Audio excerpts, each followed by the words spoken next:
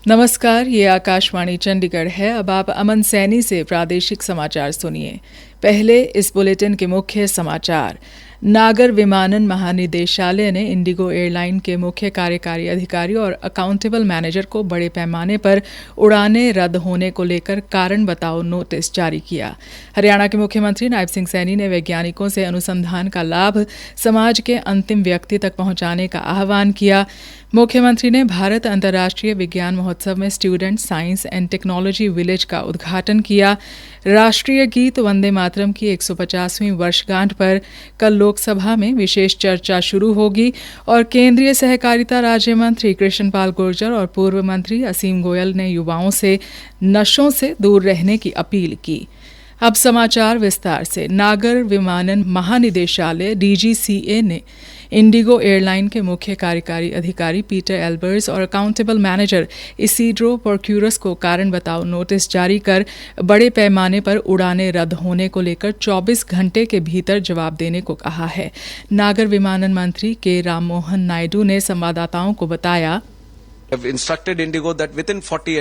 हमने इंडिगो को निर्देश दिया है कि 48 घंटे के भीतर वे सभी बैगेज यात्रियों के घरों तक पहुंचा दें। ये उनकी जिम्मेदारी है, इसलिए हमने अधिकतम जवाबदेही इंडिगो पर ही डाली है, क्योंकि समस्या उनकी आंतरिक संचालन प्रक्रिया से ही शुरू हुई थी। जब तक उनके संचालन स्थिर नहीं हो जाते, तब तक हम स्थिति पर नजर बनाए हुए हैं और बहुत जल्द सामान्य स्थिति की उम्मीद कर रहे हैं। हम लगातार स्थिति की निगरानी कर रहे हैं। मैं आपको बता सकता हूं कि पिछले 2-3 दिनों से हम मंत्रालय में ही लगातार फैसले ले रहे हैं ताकि यात्रियों को कम से कम असुविधा हो।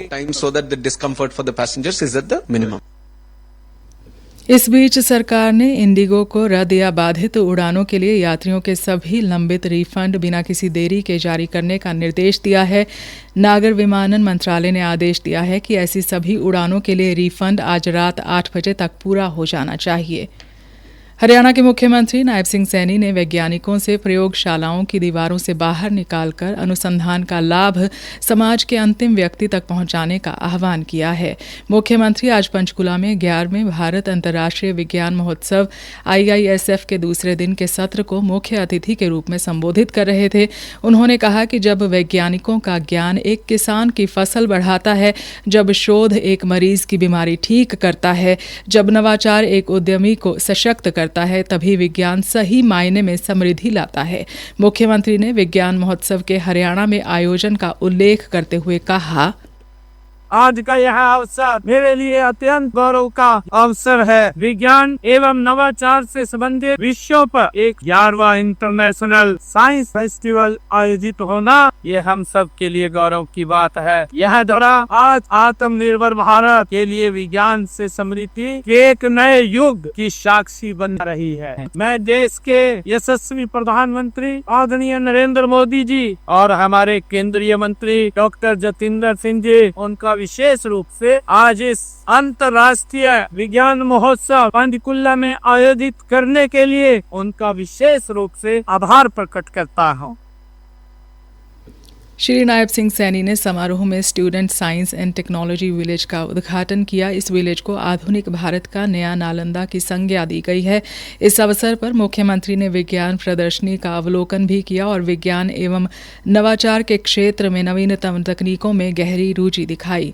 मुख्यमंत्री ने युवा छात्रों और वैज्ञानिकों से संवाद करते हुए कहा कि विज्ञान केवल करियर नहीं है, राष्ट्र निर्माण का माध्यम है। उन्होंने कहा कि वे भारत की वह पीढ़ी हैं जो भारत को विकसित बनाएंगी। 11वां जो विज्ञान महोत्सव पंचकुला में लगा है, हमारे बच्चों को एक ऐसा मंच ये मिला है जिससे कि उनकी जो मॉरल, उनकी वैल्यू है वो बढ़ रही। इससे जानकारी कई प्रकार की मिलती है। विज्ञान के अंदर वो लगातार आगे बढ़ें, बहुत कुछ सीखने को मिलेगा, विज्ञान के तरफ उनको जाने को मिलेगा। और आदरणीय प्रधानमंत्री जी का जो संकल्प है आत्मनिर्भर भारत, उसमें एक महत्वपूर्ण कदम है। उन्होंने कहा कि यह पर्व विज्ञान, नवाचार, स्टार्टअप, ऊर्जा, भविष्य की तकनीक और नए भारत के सपनों का संगम है। उन्होंने कहा कि भारत अपने बलबूते चांद, सूरज व अंतरिक्ष का अध्ययन करने वाले क्वांटम तकनीक से लेकर डीप टेक, एआई, ड्रोन और बायोटेक्नोलॉजी तक में संसार के अग्रणी देशों में शामिल हो चुका है। उन्होंने सभी वैज्ञानिकों, शोध संस्थानों, उद्योग जगत और स्टार्टअप से अनुरोध किया कि सब मिलकर विज्ञान आधारित विकास मॉडल बनाएं जो हर नागरिक को गुणवत्तापूर्ण जीवन दे, भारत को वैश्विक नेतृत्व प्रदान करे और पर्यावरण की सुरक्षा कर इस धरती पर सतत भविष्य सुनिश्चित करे। इस 4 दिवसीय विज्ञान महाकुंभ में देश विदेश के 40,000 से अधिक प्रतिभागी भाग ले रहे हैं। प्रादेशिक समाचार आकाशवाणी चंडीगढ़ से प्रसारित किए जा रहे हैं। हमारे बुलेटिनों और ताज़ा समाचारों के लिए आप हमारी वेबसाइट newsonair.gov.in पर लॉगिन कर सकते हैं। यह समाचार हमारे यूट्यूब चैनल और x handle Akashvani news Chandigarh पर भी उपलब्ध है। राष्ट्रीय गीत वंदे मातरम की 150वीं वर्षगांठ पर कल लोकसभा में विशेष चर्चा शुरू होगी। आधिकारिक सूत्रों के अनुसार प्रधानमंत्री नरेंद्र मोदी लोकसभा में इस चर्चा की शुरुआत करेंगे। पिछले सप्ताह इस बारे में जानकारी देते हुए संसदीय कार्य मंत्री किरेन रिजिजू ने बताया था कि पूरे दिन की चर्चा दोपहर 12 बजे शुरू होगी। लोकसभा अध्यक्ष ओम बिरला की अध्यक्षता में हुई सर्वदलीय बैठक में यह निर्णय लिया गया था कि 8 दिसंबर को वंदे मातरम पर चर्चा और 9 दिसंबर को चुनाव सुधारों पर बहस होगी। केंद्रीय सहकारिता राज्य मंत्री कृष्ण पाल गुर्जर ने युवाओं से नशों से दूर रहने की अपील करते हुए कहा कि नशा आर्थिक, मानसिक, सामाजिक व पारिवारिक स्तर पर व्यक्ति को पूरी तरह तबाह कर देता है। वे आज आर्य युवा समाज द्वारा फरीदाबाद में आयोजित 100 कुंडीय हवन में मुख्य अतिथि के रूप में शामिल हुए। उनके साथ बड़खल विधायक धनेश अदलखा भी उपस्थित रहे। गुर्जर ने कहा कि यह हवन केवल धार्मिक आयोजन नहीं बल्कि नशा मुक्त समाज के संकल्प का प्रतीक है। उन्होंने आर्य समाज व डीएवी संस्थाओं द्वारा बच्चों में संस्कार जागृत करने और समाज सुधार में निभाई जा रही भूमिका की सराहना की। उन्होंने कहा कि प्रधानमंत्री नरेंद्र मोदी का लक्ष्य विकसित भारत 2047 तभी साकार होगा जब देश पूर्णतः नशा मुक्त बनेगा। उन्होंने युवाओं से अपील की कि वे अपनी ऊर्जा खेल व शिक्षा में लगाएं और किसी भी प्रकार का नशा न अपनाएं। कार्यक्रम में छात्रों ने नुक्कड़ नाटक प्रस्तुत किया और सभी को नशा न करने की शपथ भी दिलाई गई। आज अंबाला शहर के डीएवी कॉलेज में भी युवाओं को नशों से दूर रहने के लिए प्रेरित करने हेतु आर्य युवा समाज द्वारा 100 कुंडीय विशाल हवन का आयोजन किया गया। इस कार्यक्रम को पूर्व मंत्री असीम गोयल ने मुख्य अतिथि के तौर पर संबोधित करते हुए सभी से नशों से दूर रहने का अनुरोध किया। श्री गोयल ने संस्थान के इस सकारात्मक प्रयास की सराहना की। ये बहुत बड़ी जिम्मेवारी जो डीएवी ने उठाई है। मैं तो समझता हूँ कि पूरे देश भर की शैक्षणिक संस्थाओं को इस महायज्ञ के अंदर जुड़ना भी चाहिए और हमें भी इस यज्ञ का जो एक पवित्र धुआं हम अपने अंदर लेके जा रहे हैं, ताकत, इसको हमें समाज में स्प्रेड करना चाहिए, फैलाना चाहिए अपने अपने स्तर के ऊपर।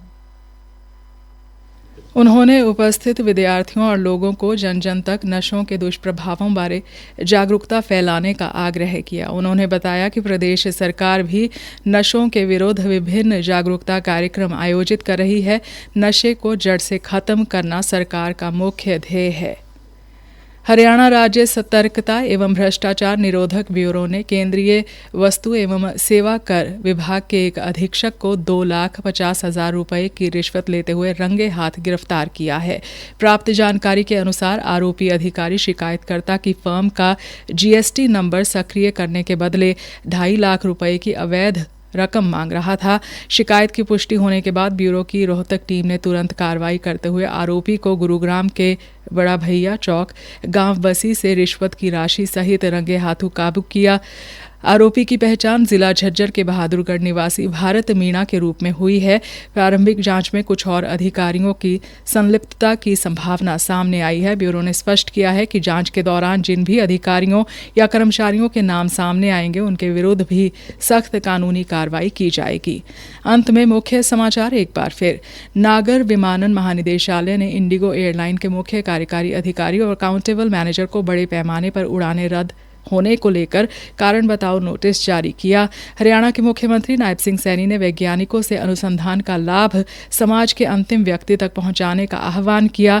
मुख्यमंत्री ने भारत अंतर्राष्ट्रीय विज्ञान महोत्सव में student science and technology village का उद्घाटन किया। राष्ट्रीय गीत वंदे मातरम की 150वीं वर्षगांठ पर कल लोकसभा में विशेष चर्चा शुरू होगी और केंद्रीय सहकारिता राज्य मंत्री कृष्ण पाल गुर्जर और पूर्व मंत्री असीम गोयल ने युवाओं से नशों से दूर रहने की अपील की। इसी के साथ समाचार बुलेटिन समाप्त हुआ।